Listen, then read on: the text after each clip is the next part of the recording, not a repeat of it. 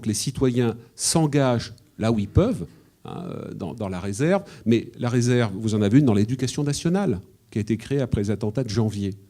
La réserve de l'éducation nationale. C'est-à-dire que n'importe quelle personne qui a du temps libre, qui veut participer aux cours d'éducation civique qui ont été renforcés, enfin tous ces éléments, peuvent le faire. Le problème, c'est que là aussi on est en France, et que c'est des usines à gaz derrière pour arriver à saisir les bonnes volontés, etc. Daesh est en recul net, effectivement. Leur force armée, leur territoire a été réduit, leurs finances ont été durement touchées. Et donc, la réponse, elle est sécuritaire, elle est militaire, elle est financière, elle est en coopération internationale, coopération européenne. Quel est le problème de nos amis européens ? Moi, je suis un ardent défenseur de l'Union européenne. On a vachement intérêt à défendre ce bijou, sinon, la guerre, on va l'avoir entre pays européens dans 10 ou 15 ans. Bon. Mais quel est le problème ? C'est qu'on a fondé l'idée européenne, les pères fondateurs de l'idée européenne, ont voulu tourner le dos à 2 guerres mondiales qui étaient 2 guerres civiles en Europe. Et donc c'est formidable, cet idéal est magnifique.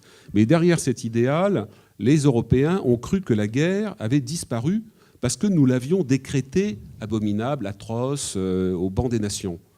Oui, Coco, d'accord, mais ça marche si tout le monde est d'accord pour dire que la guerre, c'est pas beau. Or, le monde n'est pas comme cela.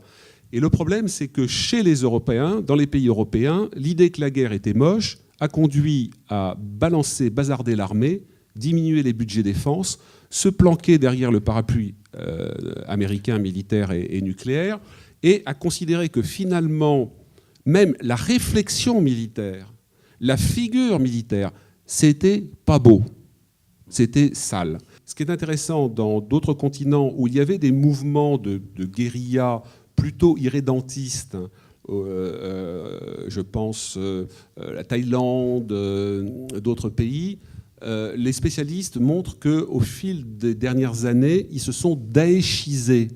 C'est-à-dire que leurs revendications qui étaient d'ordre lutte contre le colonialisme en place ou le néocolonialisme, etc., du pouvoir central, c'est devenu la lutte des fidèles contre les infidèles. Et toute la sémantique a basculé sur une sémantique daéchienne. Voilà. C'est là où la contamination se fait.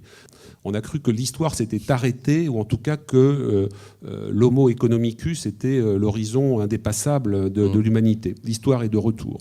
Nous sommes dans des mondes d'une volatilité incroyable. Et dernier point, il n'y a plus de pilotes dans l'avion, et donc, notamment à cause de l'effacement américain, et donc vous avez un retour aux stratégies de puissance impériale de certains États. Et il y a une contamination de ce phénomène-là, ce qui fait que le combat d'aujourd'hui qui nous concerne tous, il est celui des fondamentalismes contre les partisans de l'altérité.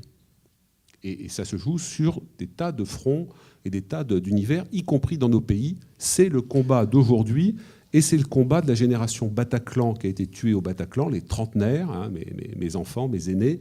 C'est leur combat. Et vous, en tout cas, pour ce qui est de la volatilité, il y a intérêt à être très réactif, à être intellectuellement très souple, avec des logiciels branchés sur d'autres canaux, parce qu'on est plus intelligent à plusieurs, parce qu'à mon avis, on n'est qu'au début de ce phénomène.